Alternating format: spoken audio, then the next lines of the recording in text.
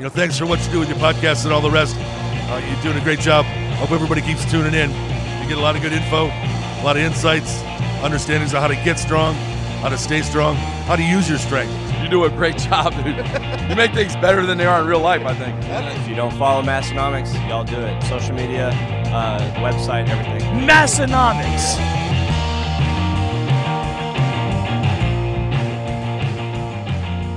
Welcome back, everyone, to episode 195 of the Massenomics podcast. We are the lifting podcast about nothing. Today's episode of the Massenomics podcast is brought to you by Spud Inc. The goal of Spud Inc straps is to make products that support sports performance and help everyone achieve their training goals. They make products that last forever, won't bust your budget, and most importantly, leave no doubt about success when everything is on the line. Check them out online at spud-inc-straps.com. This episode is also brought to you by Hybrid Performance Method. They're your one-stop shop for all things fitness and online coaching. Whether your goals are training-related, nutrition and body composition-related, or both, Hybrid has a program for you. With dedicated and experienced coaches in each strength and fitness discipline, you can rest assured that you're in the best hands possible. Use our discount code MASS in all caps for 5% off any training or nutrition memberships for the life of your membership. Visit hybridperformancemethod.com. Today's show is also brought to you by Lifting Large. Lifting Large is your one-stop online shop for powerlifters, strongmen, Highland Games athletes, CrossFit athletes, and anyone that lifts iron. Visit liftinglarge.com today. There is free shipping on any orders over $60, and 99% of those orders are shipped the very same day that they are placed. Thank you to our sponsors. We'll hear more again from you later. Like we said, this is episode 195. I'm one of your co-hosts. My name is Tanner. Your other co-host is right over here. And my name is Tommy. We're the co-hosts of the Massenomics podcast. We're co-owners of Massenomics. Tommy also is owner of Tommy D Creative. So if you ever are interested in anything creative. Oh, a little bonus ad. Yeah. He would be the guy to talk to. I am that guy. When it comes to design, websites, marketing plans, we can make it all happen. So that's Tommy D Creative, and you can find that at Tommy D Creative on the internet. That's right. Tommy D Creative. Is all there. Is it TommyDcreative.com? It certainly is. Seems like it could have been almost something that was taken in the internet. You know, it almost could have, but yeah, it wasn't for whatever reason. So I took it. Score. I straight took it. What do you think about the internet sites that use dot? You can almost use dot anything now. There actually is almost that is a question I get fairly commonly with people when they want to do a new website, because you're starting to see a lot more of I for example, I think there is like a dot creative extension, so I could have done Tommy D dot creative. Yeah. And I think it gives you some cool options, especially like new startups. They're starting to do a lot of different things like .tech, .io, all types of other. .bank is a popular one. .bank, .co even. Like there's just starting to be a lot more extensions that give you options for domain names that could potentially be taken. Do you want to get away from .com though? The thing is yes, there is that level of familiarity with it, and so I do like think creative. What is this? Is this the internet? There's still, definitely a certain level of older people that don't understand that concept at all, and so I do think you have to be cautious. What's that called? It's like your top level domain. Okay. Yep. And there is.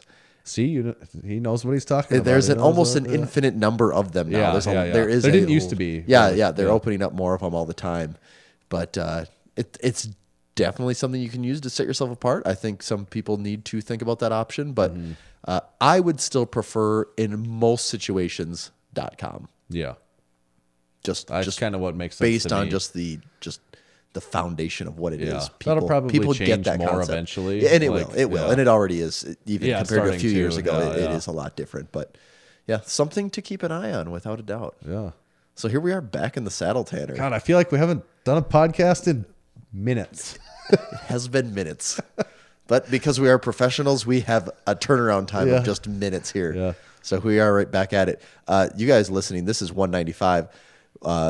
We just actually recorded episode 196. Yeah. But so we know what happens in the future. Yeah, you guys don't know yet what happens. We're coming back at you to 196. do 195 now. Yeah. So this is a bit of a time warp for us. We've never done this before. Now we can really lord that over them. Like, we know what just to 196 wait till you find out what happens in 196. If you like 195, you are going to love 196. And if you don't like 195, you're probably also going to love 196. You're still going to love 196. Yep. You aren't going to want to Because 196 is our first episode of 2020. So right. we're coming in with a bang. That's right. And this is our last episode of 2019, so we got to go out with a bang. It's like 2 bangs, Tanner. Bang. Didn't we say that exact I was same to thing? say, I might have said those exact words in episode 196. You'll have to wait till that episode to find out, though. So true. I think we did that exact same shtick. Just slightly in reverse. Yes, we did. So, but this week we are going. This is coming out like the December 30th, December 31st, right around that first of the year. So we're going to recap 2019 a little bit, right? And I always think that the end of the year is, as you get older, I think you take more.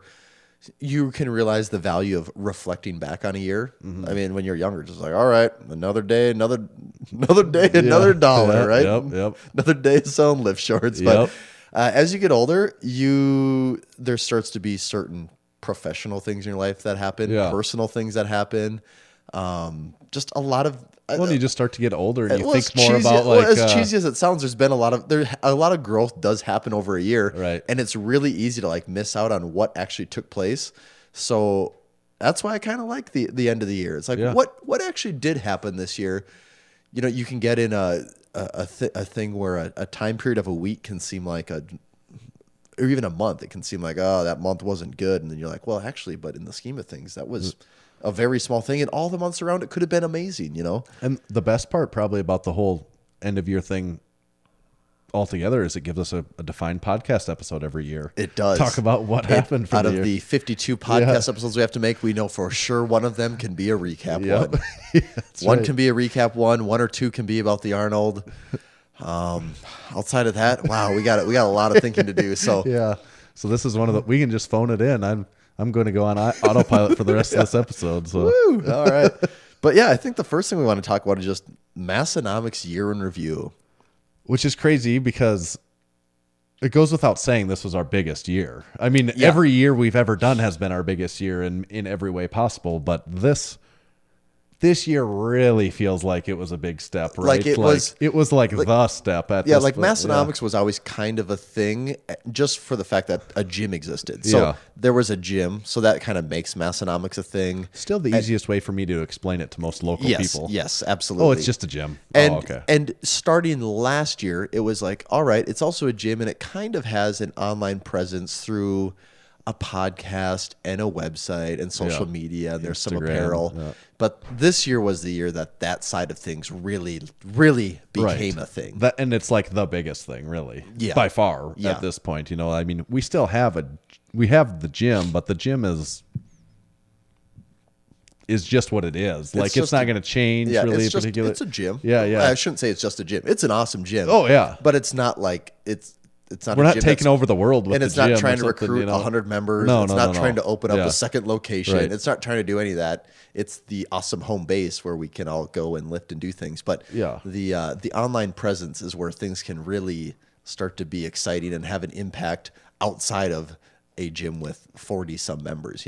Yeah, for sure. And really, it is crazy how much that changed in the year. Because if you think back a year, it's pre-Arnold. It's a year ago today. We had just probably slightly, maybe a couple months ago from that, made the decision to even go to the Arnold. And that was a crazy idea. And at that time, it was a crazy idea, really, wasn't it? It was absolutely a crazy idea. I remember you like calling me to explain it to me, and I knew I had to, and I wasn't even 100% sold on it, but I was like, I believe it could be a thing. Well, yeah, so it's like the numbers, if it goes good, the numbers could work as a break even, so we should try it out. And I remember at the time thinking like, God, this is just, that's not in our wheelhouse. No, right. And even from the time when we first made the decision to the time we went to the Arnold, things also changed drastically for us. Yes, big time. So it became, which, making the decision to go to the Arnold is something you have to do like 5 months out. And luckily for us, that 5 months, things changed in a very positive way. It was a big growing month. So it was like, all right, like we can definitely go into this. And like we felt pretty good on the way there. Where we're gonna much different than we felt even making the decision. Massenomics was just in a very different place. Yeah, over that time. Very fortunate for us, we made that call though to do it. I think having not, we would have gone to the Arnold either way. It wasn't to go to the Arnold; it was to have the booth for the first year. We've been there the 2 years prior, but to actually have the booth. Had we not had the booth this year, I think we still would have made great progress, but we would definitely not have made the progress that we did. That having the Arnold booth really was the catalyst Yeah. for the year. Yeah, Like it that was, set the yes. pace for the year. It did. And I think it was really good exposure for us too. It Like was almost that you absolutely. can't even value. Yep. And when I think back about what Massenomics was like ending last year, it was ending 2018. It's like, oh, sales seem to actually be kind of picking up here. Yeah. Like, yeah. It was November and December of yeah, 2018. it was like, wow, 2018. okay, something's going on here. Yeah. Like this actually almost seems like it's becoming a thing. Right. And then it didn't really slow down in January 29 or February. yeah. Like, We're it, like, oh. it was like, okay, we have some momentum going into the Arnold. Yeah. And that was when we had a few new t-shirts design come out right away, like right at the Yeah. end of 2019 or end of 2018, Yeah, beginning of but 2019. Bench Heavy was towards the end of 2018. Buddy Light, I think, was very beginning of 2019. Yep. And so we had some momentum riding, like with just positive reception to the t-shirts and Yeah. going into the Arnold. And the response we got at the Arnold just from meeting people, we realized like, all right, this is more than just a few local people listening to the podcast. Yeah. And, we have numbers Right. that support that, but you don't like it's Yeah. It's still just numbers on a internet TV, on a screen. Yeah. Anyone can post a photo on Instagram and have 100 likes, but would 100 people actually stop and talk to you about Right. it? And that's kind of No. what we're doing. It's like, yeah, we know we can post things and there's numbers and analytics to support that people are engaging with this, but Yeah. you don't know really. And like the first few people that actually made jokes about the lift shorts, I was We're almost like, like taken back by Yeah. it because I thought they were almost being serious, like $28 for a Yeah, pair and of it's shorts. like, oh no, they are in on the joke, yeah, and which then- is a newer joke at Yes. the time. At this point, it's like, well, of course, everyone gets that joke. Yeah, but, and so at that time, for people to be in on it, it's like, oh, this is a thing. yeah, This like is what's the lifter's name? Jordan dad Yeah. bod. Dadbod 220. Yeah, I think yeah. it's Jordan Jarrell, or might be mixing that up a little bit. He came up and he's a pretty hardcore lifter, is Yeah. what you describe him as. He came up and he stone faced and so was like, are you really charging that much for your shorts or something like that? And it's like, and then he laughed, or Yeah, and it's like, and oh, that- it's like, oh, he gets it, And that was what like opened up to me, like, wow, people are in on this Yeah. thing, and they're real people. It's not just like this thing of people in imaginary internet land. and people like came up and wanted to take pictures, and I mean that's happened before a couple times. And like, not to try and make ourselves sound cool. Like, I'm not saying that to be like, oh, we're cool. People want to take pictures with us. Yeah. It's just kind of a fun thing. Yeah, that we you always do. just this whole thing we've always approached with a very like cautious, like it's a dumb hobby. Right, Like that's right, kind of right, always been right, our yes, mentality. Not yeah. that we don't care. Well, like we care about it a lot, but we always think like we probably care about it way more than anyone else does. Right. So like to see anyone like taking an interest to it is Yeah. just hard to comprehend. Right. And then we get to meet the Alabama guys there, Yep. and like the people stopping by our booth, not just people that respect and are fans of Massenomics, but even people that we've looked up to. And that they come up and they, Julius Maddox comes up and he's like, hey, Yeah, and all like right. knows And what we're we're like, about. oh, Julius Maddox. Like, it's like, oh, you actually, I mean, you probably like Massenomics on Facebook or on Instagram, but it's like, oh, you actually know Yep. that this is a Well, thing. and you even like stopped- one of the first people that even stopped at the booth the entire time, like the very first people, was like the people from Spud Inc. Yeah, and yeah, like getting right, to right. talk to them is like, oh, they do know like what we're doing, Right. Like not just like you took a few pictures of a bow tie one time, like Yeah. they actually are like It's in like- on what's going on. And it's like, oh no, or it's like, I don't know if they said it but someone's like, oh no, I listened to the podcast. I know what you're like. I try to explain things and they're like, well, no, I know that we listen to the podcast every week. And it's like, oh, I guess somebody does. It's like, Yep. yeah. I And then suppose at you the are. end, having people like Meg Squats stop by and not like her walk by and us be like, oh, hey Meg, hey, Meg, she we're- like comes over to the booth. yeah, and, like she made the effort to come talk Right. to me. Like that was mind blowing, and that was really it was eye opening to Yeah. know that like we're coming up on people's radars. Right.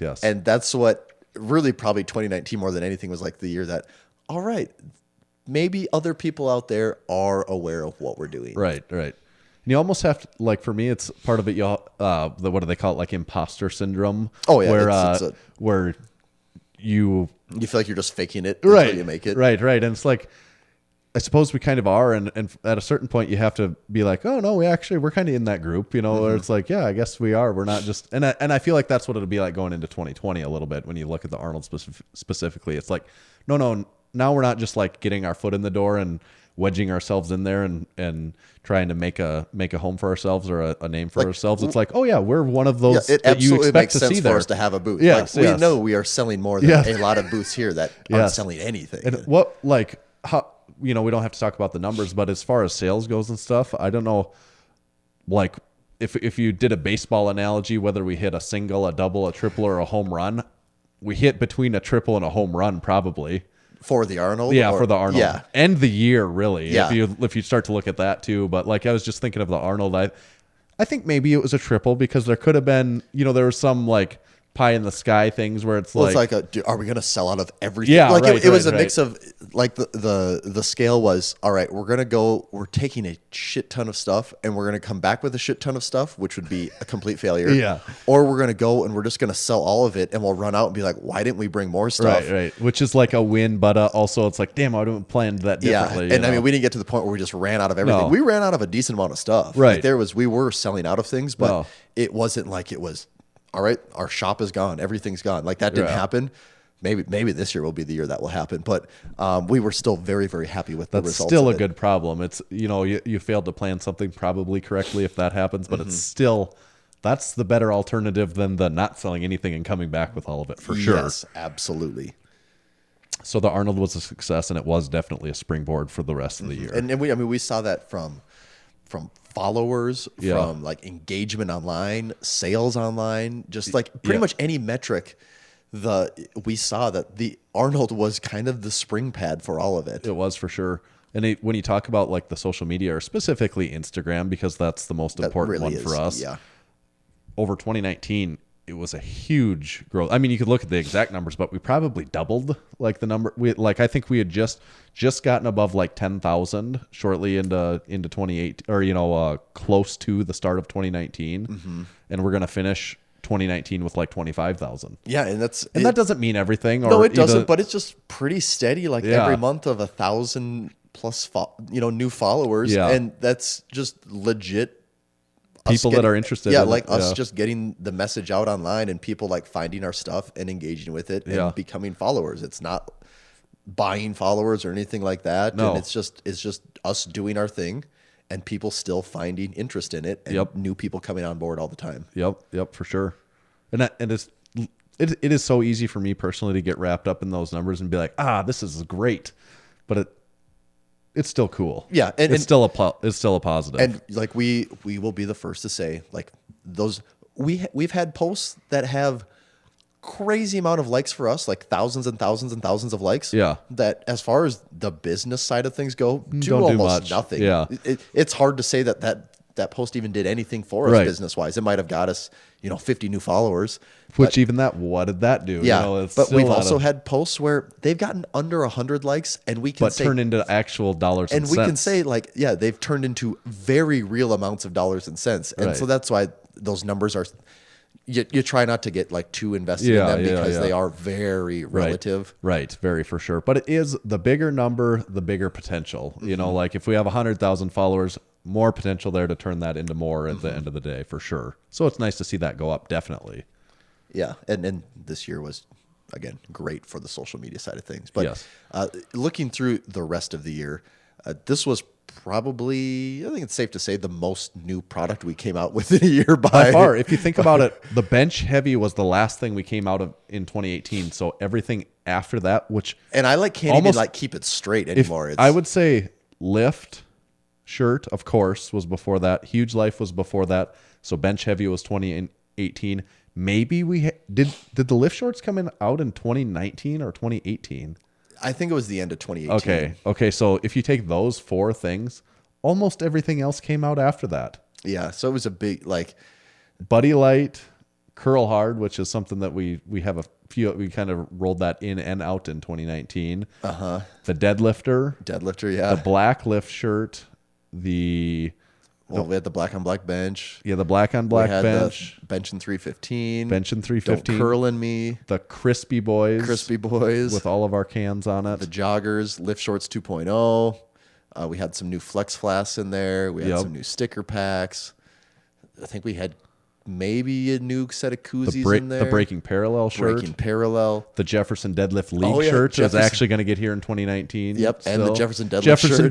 The Jefferson Deadlift. It didn't exist until as far as we're concerned. The early inklings of it first started to come around in early 2019. Yep, that was coming back. That was also an Arnold springboard, really, like the Jefferson Deadlift in general. That didn't come around, and The Jefferson Deadlift and the Don't Curl in Me and really the lift shorts thing are 3 big things that like almost took off in our culture. It took a life of their own in 2019. Yeah. Like especially the Jefferson Deadlift, the lift shorts, and in maybe slightly smaller they really fashion, the Don't Curl in Me. their own memes. Right, in 2019. right, yeah. It's like we watched them grow up. They turned into their own memes. We did.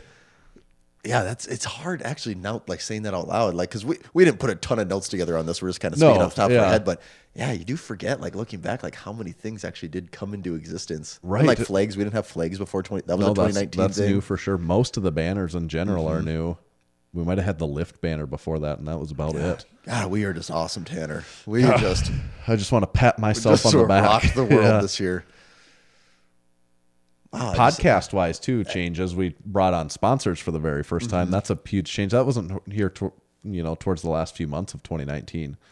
Podcast numbers also picked up in 2019 pretty considerably if you looked at end of 2018 to where we're at today. It's never one do you look at an individual week and go, wow, we tripled our audience. Yeah, like size. that's never been the case for us. Actually, with anything we do, it's never been like, well, this week was the week it all changed. Yeah. I mean, the closest you could say to anything like that would be like the week we went to the Arnold. But for us, there's never been like, there's that one thing that went viral and everything's different now. It's just always been a slow, consistent, steady build. And that is exactly what it's been, like one brick at a time. For sure. And for anyone that's out there that's waiting for that one dog alarm. I think pizza arrived. Oh. And the doorbell went, so the dog went off. Smart dog. What were we talking about?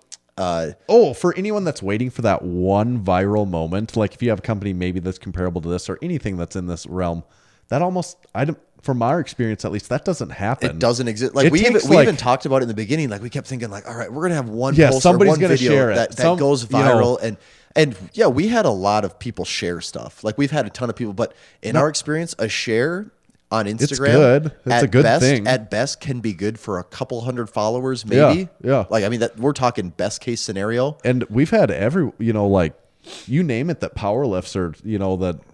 Basically, the who's who of powerlifting has shared one of our posts at some point. Something of any thing that aggregates things shared it. I mean, even go back 2 years ago when we had the video of Thor breaking the deadlift record with. Yeah, that was on. And I mean, we got quoted on the Adam Carolla podcast. Right. They said, as reported by Massenomics, and Barbend posted it, and that video got shared like crazy. Yeah. It hit like over 100,000 views for us at the time. It was like, whoa. But that like didn't change business. No, it didn't change it at all. The metrics online blew up for it, but that didn't really do anything. And that to me would be the one thing is if you're like starting a business or trying to do anything online with the hope that, all right, we're going to have one thing go viral and that will be the changing factor. Don't bank on that. Like that can happen. That is a thing. Like things can. Oh yeah. Like people can get found and discovered. Don't base your hopes on that. But that really is like that is a version of hitting the lottery. Right. And to just the success of your business, you're banking on like a lottery hit. That's not a sustainable plan. What is sustainable is doing something every day that will have the potential of making an impact. And if you do that every day over the course of a year, you just laid a lot of bricks. Then you sit at the end of the year like we are right now, like, wow, if you think about the change from A to B, it's huge. Yeah. But we posted 2 times a day to Instagram for 365 days for the year. Almost like to a T. We put out a new podcast every week to a T, every same day. 52 podcasts. On Sunday nights on video, Monday mornings on audio, every day for the year, which we had also done for the last 3 years prior to that. 3 years prior and same way with Instagram. Like, I think maybe in Instagram we got better about that in 2019, but I think even in 2018 we were maybe hitting close to that, but it really took off. But yeah, just like what you're saying, it is really the brick by brick approach that's what works for us. Yeah. Because even one of those big shares, it always seems cool at the time, but it's never the thing. That's the only one you can have a control in. Yeah, right. Do you want your business to be based off of what other people are going to do with it, or like things that you can actually control? And things that you can control are how often I'm going to post, what I'm going to post about, how often I'm going to produce content and regularly publish it. Yeah. Those are things you can control. You can't control if things will or will not go viral. And we do gear some of our stuff towards getting those shares from those people, and also, but we make those connections too. A lot of those people, we've talked to them in real life, and they're like, "Oh, we know those guys," and then they're like, "Yeah, I'll put this on my page. They're pretty cool, and they made this thing, and like I'm down with that. I'll throw them a bone. It's kind of, that's what it comes down to. But I think those actual, whether it just is an online thing or in person, we make like a real connection with someone. Real relationships are being built here. And then that pays back to us in return through those shares and all that stuff. It works. Yeah. Yeah.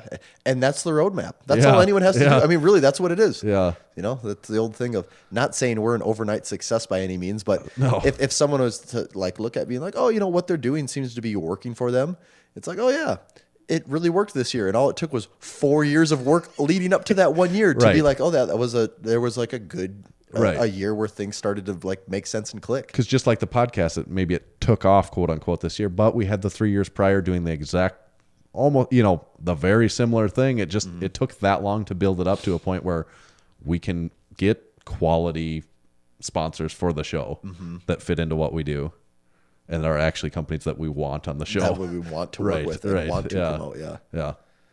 So what else? We kind of talked about the apparel. We talked about the Arnold. We talked about the growth of social media, the growth of the podcast.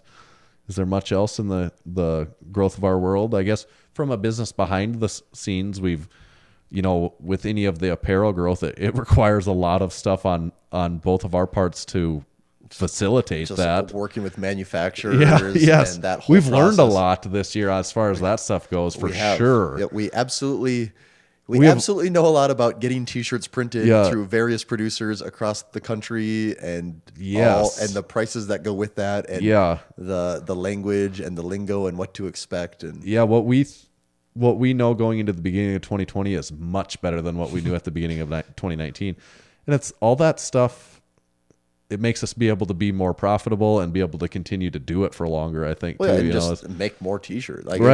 Come out with more ideas because we have better relationships with vendors that allow us to try different things where that wasn't always possible in the past either. Right. So, overall, the year was a win in every sense for us. It absolutely was. It really was, for sure. And now it's like you look ahead to like 20... We got to pay ourselves money for the first time ever. After 4 years of doing it, we got to give ourselves something. And that's that's something we don't really talk about. But Massenomics was totally a hobby part-time job for several years. That paid nothing. A part-time job that you went to that gave you nothing other than just like think satisfaction. About that if anyone, because people like to talk to me about starting t-shirt companies. And I do throw out the thing of, I have a company that actually does that. Right. And I did it for 3+ years making zero money. Yeah, right. So to play the long game, 90% of people aren't cut out to do that, but that's true. But there should be people out there that certainly are too. No, that's anything. 90% of people aren't going to go to the gym consistently, and very all that. true. It's just if you can make yourself actually be committed and decide this is something you're going to work on. It can absolutely happen for anyone. A parallel to going to the gym is really a good example too, because it's like you got to get over the beginning where it probably seems like nothing's. You're not going to turn into a world record holder in that first year. And I think that's what, like, as much as, Stan Efferding has all of his talks, and some of them are, it's Stan definitely promoting something he's trying to sell. Sure. And some of them are also he's just talking about just solid fundamental principle things. He's not saying anything unique to him or unique to anything, really. He's just talking basic principles. But one of the things that my biggest takeaways and my thing I probably like the most for Stan, it's not his diet advice, it's not his powerlifting career. I mean, those are all things to admire, but he talked a lot about the parallels in going to the gym and starting a business. And he talked about, in one of them, and he actually makes mentions to it several times, he said, to build a successful business or anything successful in life, it's the same things as that you do going to the gym. You have to be on a regular schedule. You have to have a plan, and you got to show up. And you got to show up. Like that's basically what he says. You just have to show up. Right. And just showing up gets you really, really far. It really does, because it gets you a lot farther than not showing up. It does, absolutely. And if you can just stick to, like, if you can treat the gym like a business or anything you're trying to get better at, like the gym, where you have a set schedule you're going in focused and trying. You're not screwing around. Like, you have a plan. I think most people listening to this, when they go to the gym, they're doing some type of programming. They're not just like, I think I'm just going to wing it today and see what happens. And that's what it takes to get better in the gym. That's not rocket science. That's pretty well documented. You need consistency, a plan, and you need to know what you're doing. You got to be performing things correctly. Yep. But if you can do those 3 things and then apply that to just about anything, things will work. Yeah. Right. Then it just requires time. Yeah. And I think that's kind of what started to show up with Massenomics this year for us. Yep, for sure. So looking ahead to 2020, it's like what's the next step from here? And we're going to, as a business, we're going to sit down and really talk about what are our next year plans. Like what do we have? We already have. We have a lot of ideas. We already have a lot of ideas. Yeah, we do. We could pick out literally, sit here and go over 20 ideas that we have. For 2020. Just of ideas that we have that didn't come to fruition in 2020 or 2019, whether that was for money reasons or just time reasons or manufacturing reasons. We have no shortage of ideas. No. So one of our big things here is we're going to review the year, crunch the numbers a little harder here. But then 2020, we're actually going to develop our calendar of, all right, what months are these ideas going to happen that make the most sense for them? Apparel is obviously going to continue to be a huge part of what we do. Right. And we have lots of cool things planned there, concepts that I'm excited to get out. And a lot of ideas so that throughout the year we'll be able to, if we have this roadmap in place, that we'll be able to get those out consistently enough that we'll have a lot of fresh stuff for the year too. Yeah.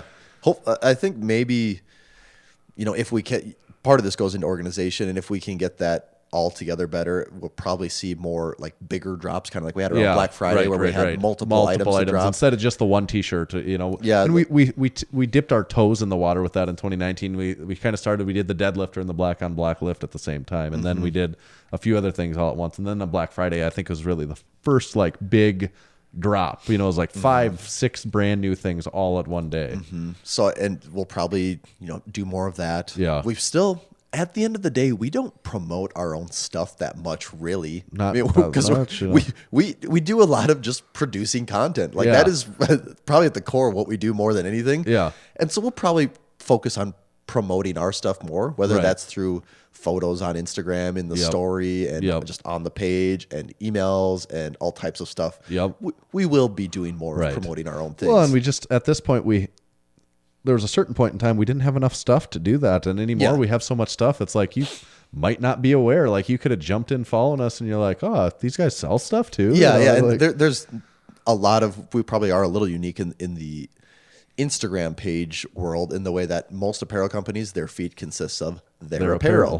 Where our Instagram feed, it's like 75% not our apparel. Probably it's not our apparel, and if it is our apparel, it's just a video of someone wearing it. It's not like an ad in a way that like, hey, check out these new shirts, or these shirts go great with this. It's just like so-and-so doing this awesome thing. Oh, and they also just happen to be wearing one of our items. But, so you'll probably see, not that we're going to be pumping ads on you, but we're just going to let people know about our stuff a little better, especially new people coming to the page. Well, for those of you that listen to the Massenomics podcast, you're probably pretty aware of it, but there's a lot of people on Instagram that follow us that aren't as aware of it as the people that listen to us here.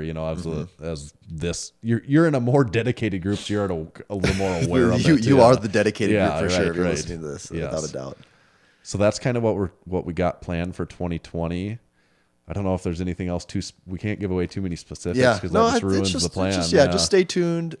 We're super excited for the Arnold, and there's going to be some exciting stuff for us this year. The Arnold, I kind of expect it to be another little bit of a springboard. Maybe not as much of a huge game changer as 2019 was, but I still think it will be a little bit of a springboard where we go, all right, there we go. So we're gearing up for that now. Yeah. I'm very optimistic about 2020, and I'm excited. Yes.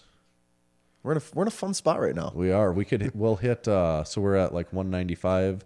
Put another 50 on that. We'll get to just about episode 250 of the Massenomics podcast. Is also insane. Half of how many people can ever say they've been a part of a podcast that runs for even over 100 episodes, let alone closing in on the 250 mark. Yeah, it's a lot.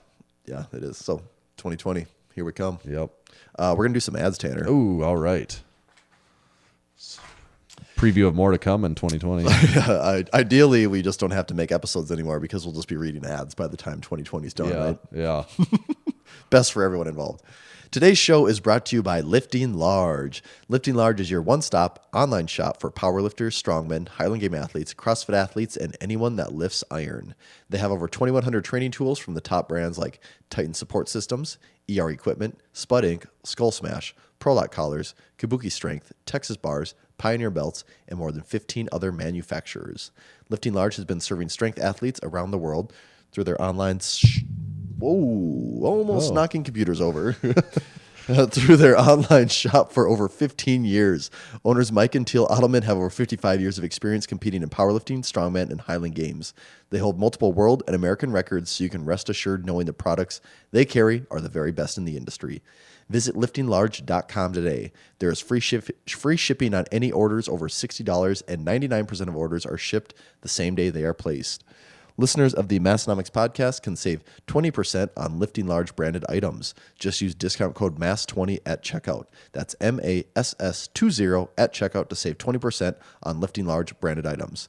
Place your orders at liftinglarge.com, and you can follow them on Instagram at liftinglarge.com. That's liftinglarge.com.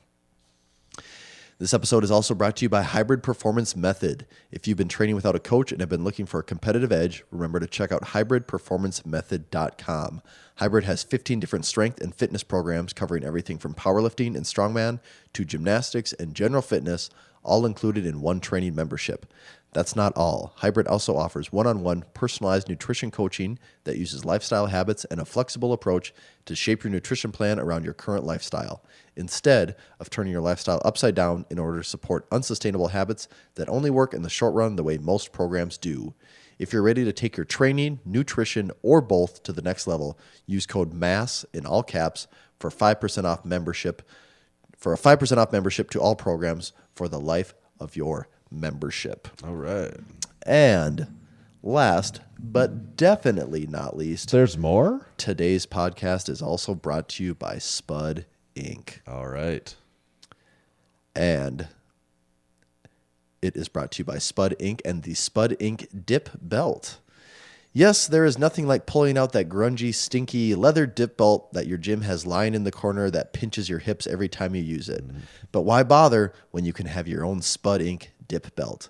Made of their signature industrial strength nylon, the dip belt won't hold on to you or your training partner's nasty body odor, and it will save your hips from all of those future bruises associated with the leather belts. The Spud Inc Dip Belt comes with 2 feet of chain and 2 spring clips for adding weight so you can load that sucker up. Check out the Spud Inc Dip Belt online at spud-inc-straps.com. Thank you to our sponsors. Yeah, thank you. Big time, thank you. All right, Tanner. So we've talked about all of the amazing, incredible, groundbreaking things that Massenomics World of has done Massenomics. in 2019. We're going to talk about the industry at large, the things that happened In the lifting world. powerlifting, Powerlifting, performance-wise. These are all things that, for the most part, we've covered fairly in depth over the course of the year. But Yeah. since we have everyone here and we're doing a recap, We'll touch on a few of our highlights. Yeah, we're going to touch base on just a few of these things again, just so we can all celebrate as a community what has happened. Right. And from a lifting standpoint, like any year, there's just tons of records being broken all the time. The strongman side of things, I don't know if I would necessarily say there was a ton of records being broken, but there was some really strong performances across the board. Yeah. Probably the big one that may have surprised some people was Martine's winning World's Strongest Man. Yep. And I don't think it was a surprise of like, is he capable or not? It's just Thor is really, really good. Yeah, And it's, right. And also Mateus is really, really good. Yep. And I mean, there's a pool of guys that are really, really good, and you just don't know who's going to win on any given day. Right. And when it came to World's Strongest Man, it was Martine's day. It was his day. It was his year. And we talked a lot about that already in past episodes. If you Yep. want to go back, you will find that is also one of the episodes we can have on our list every year. Tanner is the World's Strongest yeah, Man there you recap. go. That Yeah, is also yes, a go-to. good- But good call. we have that covered, so you can go back and listen to that one if you want to know more. But I would say in strongman, kind of maybe the news is nobody broke the deadlift record. There's a lot of attempts to break the 500 kilogram deadlift record, and nobody could do it. Yep. Maybe it's maybe they'll put that away for a while. And like stop. yeah, it'll like- be interesting because it just seems like it's a lot of false hope right Yeah, now on yeah. that happening anytime soon. I think there's a lot of people that are close, but like I'm not expecting to see it like But yeah, tomorrow. at that point, close is Yeah. not the record. Right. You know? Yeah, exactly. Thor won his second Arnold, second in a row. Yep. And he had a pretty dominant performance. Yeah. But he did Then not. following, he lost World's Strongest He did Man. lost World's Strongest Man. There seems to be more parity in the sport right now with Thor having come off the loss of World's Strongest Man, where it's like going into the Arnold this year and World's Strongest Man in 2020. It's like, I don't know, maybe Thor can win again. Maybe Mateus can win for the first time. Maybe Martins comes Yeah, back it and feels wins. like it's a much more level Maybe playing. Brian Shaw yeah. could do it again. Probably Yeah. not. I think we've seen that's probably not. Yeah, gonna a few happen. years ago it was like it's Big Z and Brian Shaw's world, and Yeah. Thor can't And just he's knocking can't on quite the put it door. together. Yeah. Yeah, and now we're kind of in a spot where it felt like it was Thor's world, but also maybe that door is open Yeah, again now. right, yes. And we'll find out in a hurry in 2020 how it's going to be, because the Arnold is in like the third month, basically the end of the second month is. Yeah. So it We'll do really prediction leading shortly. Yeah, up yeah, to it that does. But too. it sets Yeah. the tone to hurry for what is possible, and you'll see where people are at with everything. So Right. I'm excited for another year of World's Strongest Man and Yeah. the sport of Strongman, strongman in general, and yeah. seeing what happens. Yeah, big time. The one thing I was touching on earlier was just the records being broken and Yeah. at a crazy pace. Yeah, in powerlifting, And there was this a one lot. especially we've talked a lot about over like the last month, because So many of them are fresh. in the basically last every couple record months, yeah. that existed on the men's side, of specifically the heaviest weights, the heaviest totals, the talking heaviest about lifters. the biggest weights Yeah. have been broken, and Yeah. the all-time biggest bench with Julius at 7 whatever it even was now. 44 or Yeah. something, yeah. It seems like no one's in that territory with him. Blaine Sumner setting the single ply record. Yep. No one's really in that territory. I don't think Dave so. Hoff with the multi-ply record. Nobody's in that. No one's really territory. in that one. Yuri set the highest Wilkes of all time. Mm-hmm.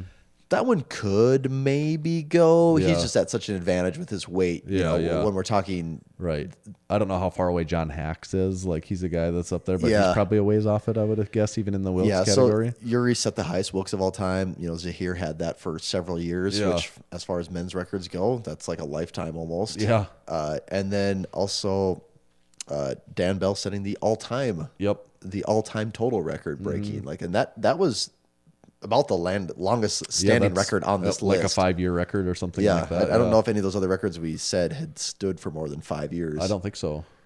So that one fell, but that's one that I would. The thing about that record, I wouldn't be surprised if it didn't break in 2020, and I also wouldn't be surprised if it broke like 3 4 times, times in 2020. Right. It's because there's always these group of guys that are on the cusp of it. It's just literally staying healthy. Yeah, there is just And then having there is the meat. Yep, there is a handful of guys that I believe are possible of breaking that at any Yeah. certain time. Yeah. It's just, can they put it together on meet day? Yes. And that is the challenge. Yep. So for sure. the strength is there, and I don't know, maybe there'll be some big names that come out of 2020. I don't know if there's really any names that came out of nowhere on 2019 on us.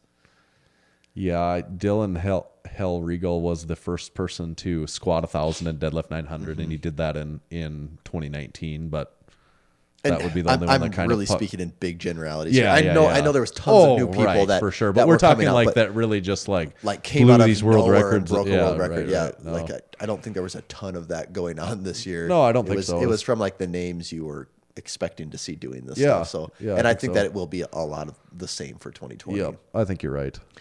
The women's side of things was pretty crazy, and it's fairly obvious. Just if there's a big meet going on and there's women competing, just assume a good chunk of all Total the all-time world world records, records are going to fall. Wilkes world records, And I just, in my super scientific research on this, Tanner, I looked at the top 10 Wilkes of all time for women. Just because I like to, especially for women, I like to use Wilkes more than total, because men, the upper weight classes are pretty heavily populated if you want to find sure. biggest weights of all time. On the women's side, you don't find as much population on those heaviest weight classes. Right.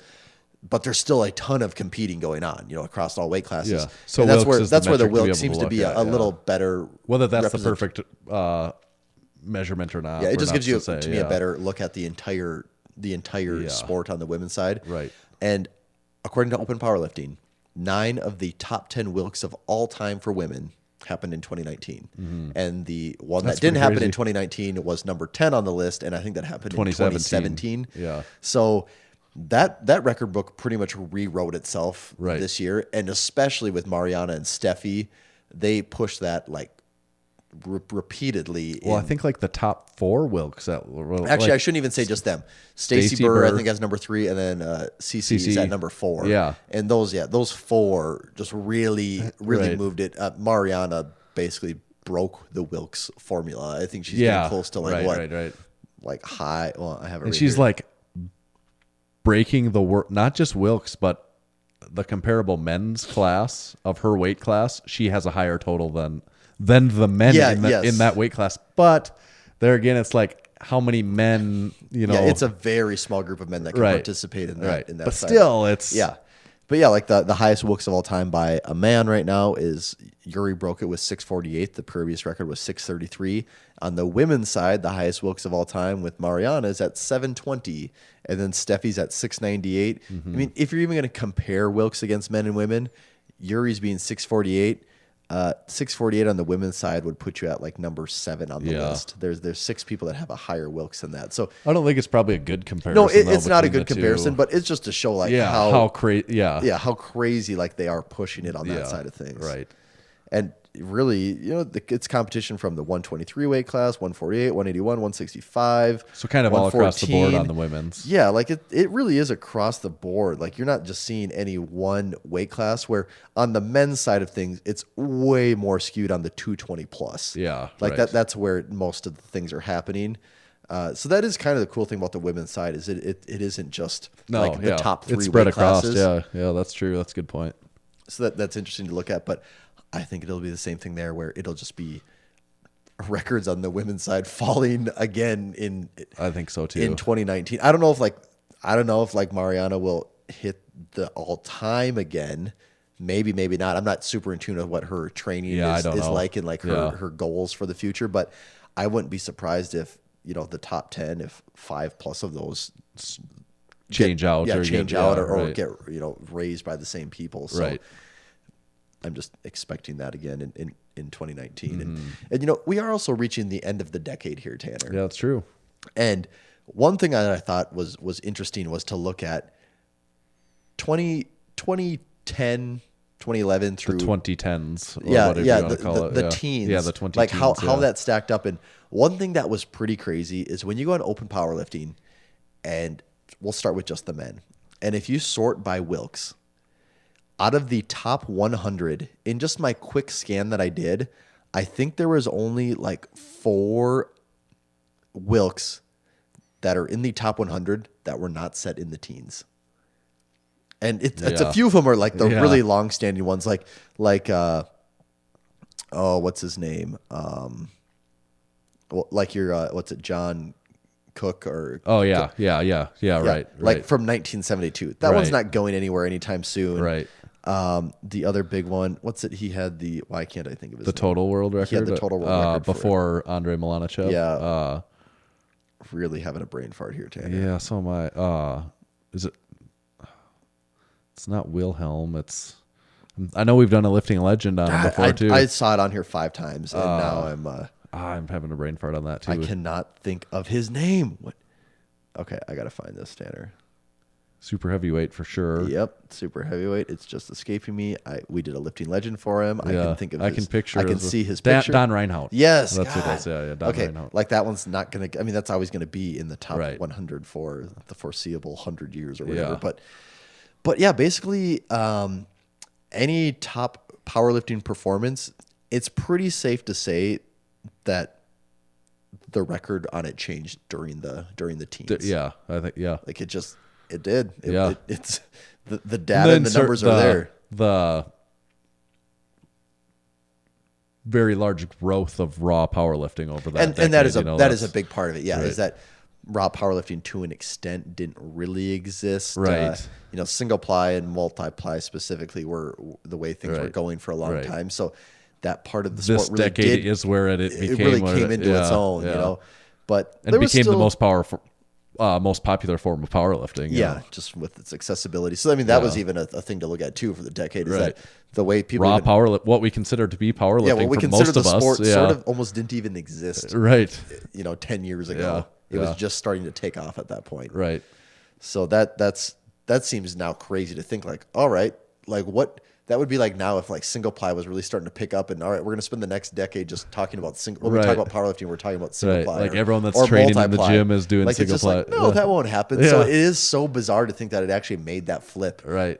Not a whole lot more than 10 years ago. Right. You know, I don't like USAPL. Like, did they have?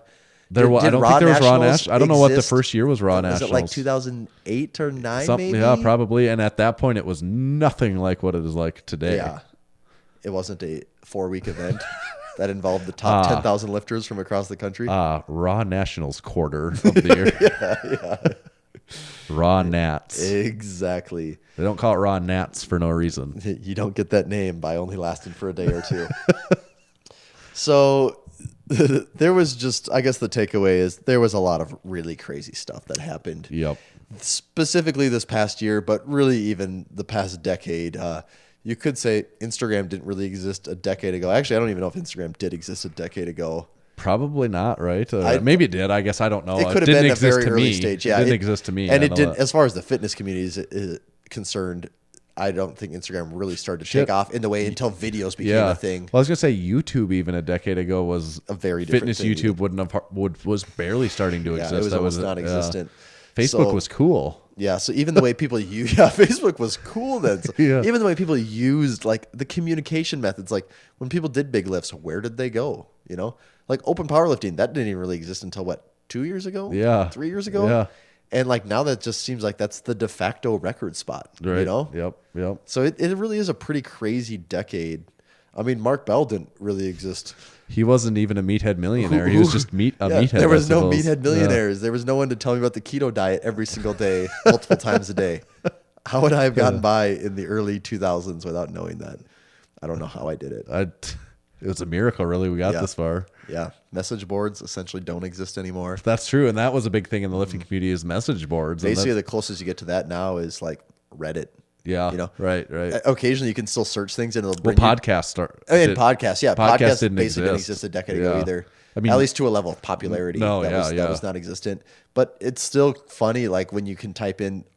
Every once in a while, you'll type in something fitness related, and it'll take you to a bodybuilding.com forum, and it's like, wow, God, are people still commenting on this? This used to be how it was. And then you're like, nope, the last comment from this thread was from 2009. Yep, and people, they had their accounts, but their accounts are basically just full of their opinions, not actual videos of them doing stuff where you saw their pictures and who they were and where they lifted and what they lifted. Rep points that those people had are just meaningless now. They built up those accounts with all like those green bars and points and stuff, and now they're just worthless. Yep. So like part of me wants to think like people are better educated, but also people are, I mean, there's more suckers than ever too. And it's just different. It's just, it's just human nature. Yeah. We're just mostly, I mean, when it comes down to it, we're mostly just a bunch of dumb pack animals that are just looking to be tricked by the next thing. Yeah. If we were to go back 10 years, you know, you and I wouldn't have a popular podcast. We would have like a lot of points on bodybuilding.com forums. Yeah. And that's what a lot of the people that we saw going into this decade, you know, like your George Lehmans and Lane Nortons and people like that were like, and even I think maybe even Johnny Candido, was he active on those at one point? Maybe he was, you know. I don't know. He's really an early YouTube guy too. But even those, it's like those people, like just their popularity and what they had to transition it either into YouTube or Instagram or something because what they were popular on before as a platform changed. Right. And I don't know. It's based off of history. Instagram isn't going to be the thing in 10 years. Right. What that will be, I don't know. It's really weird to think about, like when you're looking ahead that far. Yep. Maybe we'll all just be making TikToks and even though you said it was overrated. At this point in time, it is. Yeah. 10 years 2030, from now, it could be. It will have gone full circle. 2025, we're all posting our lifting videos on TikTok. But by 2030, it'll probably be back to overrated at that point. At that point, it would have been. Yeah. So I'm excited for what the future holds, Tanner. Yep. Only time will tell, as they say. Exactly. A wise man once said.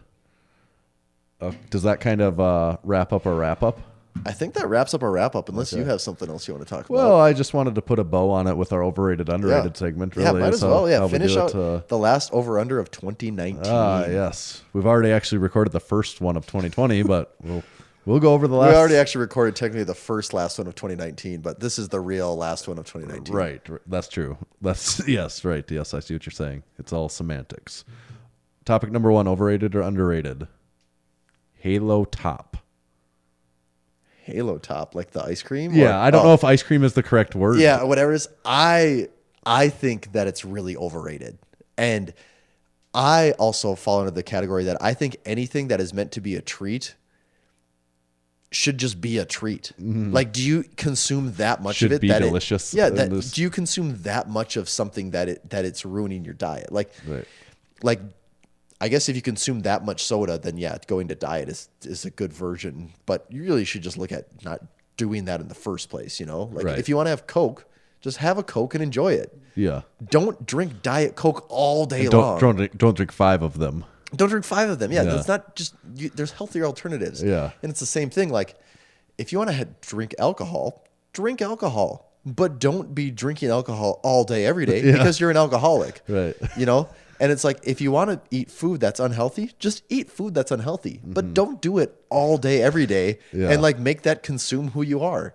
And that's where I think, like with ice cream, like how much and how often are you eating ice cream that it is the thing that is ruining your diet? Yeah. Like Probably nobody like is that. is in that saving boat. a few hundred calories on your ice cream the thing that's keeping you healthy or keeping Right. you looking fit? Right. I just have a hard time believing that.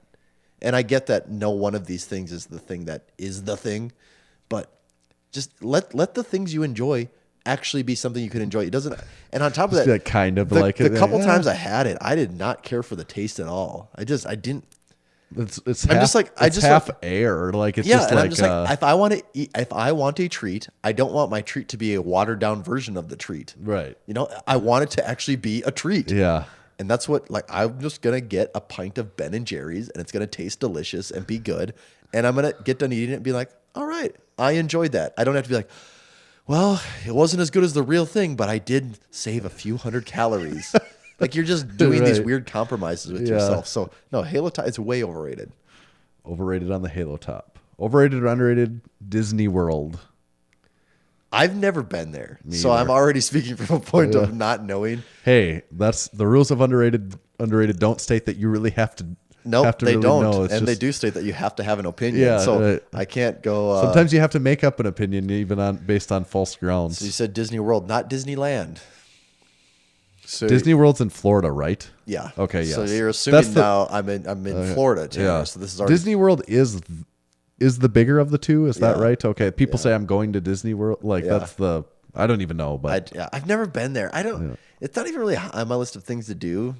Like like on my list of things I don't want to do, probably, but probably will have to do. because everyone talks about how terrible the lines are. I mean, Yeah. people do talk about the great experiences they had, but also like, oh yeah, we stood in line for 3 hours. How I'm like, expensive things are, yeah, you know, like, like I don't want to stand in line for 3 hours for like anything, especially being surrounded by other like whining kids and families. yes, and other dads that are like, dang it, Yeah, of everyone that kind of has this feeling of, oh, why are we doing this? Yeah. But I'm also not like a Disney nut either. right? Like a lot of that, people that, are. that could make a difference too Yeah, if you really. I don't. That will, I think, change with kids a little bit, Mm-hmm. but I'm not like, Mickey Mouse is the greatest thing ever. And no, I'd rather take my kids to other things like I'd rather go to the Grand Canyon or Yeah, there's there's a lot of things that would be on my list before. Yeah. Although I'll probably have to go sometime. Yeah, I definitely see myself going to Disney World at some Yeah. point, but I do think it's overrated. I'm saying overrated for sure. Yeah, that's fair. Overrated, underrated Sports Center. Interesting thing, Tanner. I watched a video. Are you aware of ESPN's financial situation? Well, I know that over the last couple of years they've let a ton of people go, and it's been dwindling. So- I don't know the latest, but I know it's I been watched poor. a video on this because I wasn't completely privy to their situation. So I was They curious. fired a lot of their guys. Yes, that I think they've they been- fired like half of Yeah, their staff or right, something, like, right. or at least reporters, like on-air reporters. Yeah. I mean, there's still a lot of behind-the-scenes people that you don't even know about, but Right. So I didn't really know what their deal was, and it said that ESPN over the past 4 or 5 years, their like viewer count has like dropped. I don't even know what the number is. It's dropped like crazy, but their revenue has increased. So how is their revenue increased? It's because they're charging more and more for their ad spots? No, they're charging more and more for cable companies to have them. So where it's like a cable to company, be part of the package. a cable company used to have to pay like $1.50 or something to be a part of the package. Now I think it's like double. Like you're paying almost $3. Like if you have a cable bill, almost $3 of that is going to ESPN. Yeah. So basically, it's saying their business model exists completely on just charging more because they're losing customers. Right. And that is not how a business can exist. How many businesses is exist successful over time? For how many businesses can exist over a long period of time by just losing customers nonstop? Right. And the more you lose, the more you're going to have to raise your prices even more. Right. You know. So why is that happening? Well, because now if you want to know sports, you just look on your phone and it's right there. So Sports Center is a And highlight show. Where do you go to watch your highlights? Do you want highlights? There's so many options to have highlights now. Right. The other thing is the broadcasting fees associated with having, if you want the NCAA Final Four or the, whatever premier sporting event, if you want that, they're starting to charge so much for that now that unless you have basically unlimited bank account, it ain't gonna happen. And that's where like the majority of their money goes to is having, I think it's the college football playoffs and championship. I think it's like where their biggest source of money goes into is to secure that. But that's becoming like less and less sustainable for them too. And if you need to know scores, you just hop on your phone. If you need highlights, there's no shortage of accounts and places that do that. If you want hot takes from editors, Twitter. There's also no shortage of people that are producing their takes on it, whether that's Bleacher Report or House of Highlights or SB Nation or just countless places that are producing these things. So they have like real legit competition. And what was the first, ESPN or Sports Center? Sports Center. I think in this day and age, I think they did kind of set the framework for this is how this segment thing kind of works. Yeah. But I think in this day and age, I think they're overrated just because there's so many alternatives. Yeah. I think SportsCenter is become overrated. Oh. Okay. How do you feel about that, Tanner? I think I used to love it, but I did too. Like I don't have cable television. I don't watch SportsCenter anymore.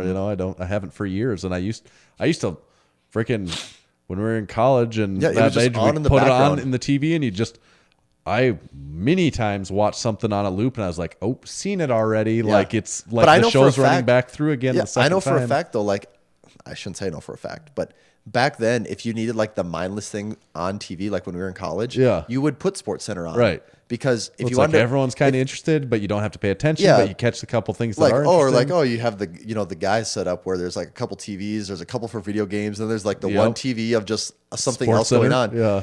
Well, because it's like you could put movies on, but that involved, you had to get up, put the disc in, do that whole thing. And then once it was done, you'd have to get it out, switch the disc out. So it wouldn't be on that annoying menu that loops music and it's just dumb.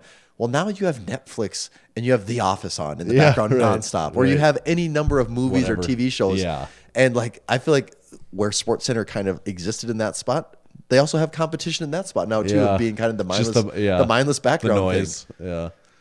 Yeah, SportsCenter's overrated. I kind of think so too at this point. Last topic for today's episode of Overrated Underrated is, we're right around that Christmas time frame as of recording, the White Elephant game, or the, I don't know, whatever name you choose to use for that. I think the White Elephant game, if you take it like seriously or you're like genuinely excited to get something out of it, all right, you have issues and you're taking it the wrong way. Yeah. If like you're going to do White Elephant, that like, one, you can make up your mind, keep the game moving, not get into debates or arguments about what is being exchanged and what's fair for who to have what. Then I think it's an awesome thing. If people are going in there having like some dumb, stupid gifts and there's a lot of joking and people are just having fun with it. But the second people are like, oh, I really want that thing. And like they're actually like getting possessive about it. That's when it gets annoying. I don't know. I think it's is that also like, is that something, do people across the country, is like White Elephant the universal term for it? I don't know if that's the universal term. I think most people know what that. And when we say White Elephant, we're talking like everyone draws a number out of a hat. Yeah. There's a pool of gifts. Your number gets to determine what row or what pick you get in the draft lottery. Yeah. And then there's like a second round where people can start exchanging gifts with or without your consent. Right. And everyone ends, usually you're talking gifts that are under like $20. Yeah, I was gonna say $20. Yeah, $20 That's seems what I to be think kind of about. that sweet spot. Right. So you can find some cool, interesting, funny things. Yeah. And I want to say I think White Elephant is underrated. I think it's a fun activity for people to do if they want to partake in like some minor gift giving, but don't be that person that takes it seriously. Right. So you're saying White Elephant, underrated. Underrated. Okay. That wraps up our overrated, underrated segment. We may have lost video. It blinked there. It blinked there. So, but that's all right because we're wrapping up the show. And we're wrapping up the year. All in one. Make sure Yep. to check out our store. We've got all of our usual suspects there that you can purchase from us. Jump on it and kick off our 2020 so it's even better than 2019. Get those JDL shirts. Yep. They're fresh and new. They're fresh and new. They could be going away fast. Yep, the Crispy Boys banner. Well, that was Crispy Boy banner is new. Yep. Okay, so check those out. Like us on Facebook. Subscribe to us on YouTube. Today's episode is brought to you by Spud Inc. The goal of Spud Inc straps is to make products that support sports performance and help everyone achieve their training goals. They make products that last forever, won't bust your budget, and most importantly, leave no doubt about success when everything is on the line. Check them out online at spud-inc-straps.com. This episode is also brought to you by Hybrid Performance Method. They're your one-stop shop for all things fitness and online coaching. Whether your goals are training related, nutrition and body composition related, or both, Hybrid has a program for you. With dedicated and experienced coaches in each strength and fitness discipline, you can rest assured that you're in the best hands possible. Use our discount code MASS in all caps for 5% off any training or nutrition membership for the life of your membership. Visit hybridperformancemethod.com. And today's show is also brought to you by Lifting Large. Lifting Large is your one-stop online shop for powerlifters, strongmen, Highland Games athletes, CrossFit athletes, and anyone that lifts iron. Visit liftinglarge.com today. There's free shipping on any order over $60, and 99% of the orders are shipped the very same day that they are placed. Thank you to our sponsors. Thank you to all of our listeners for 2019. That wraps us up for 195. We'll be back for 196. Tommy, what's your Instagram handle? You can find me at tomahawk_D. And you can make sure to follow the official Massenomics page at Massenomics. We'll catch you next time. See ya.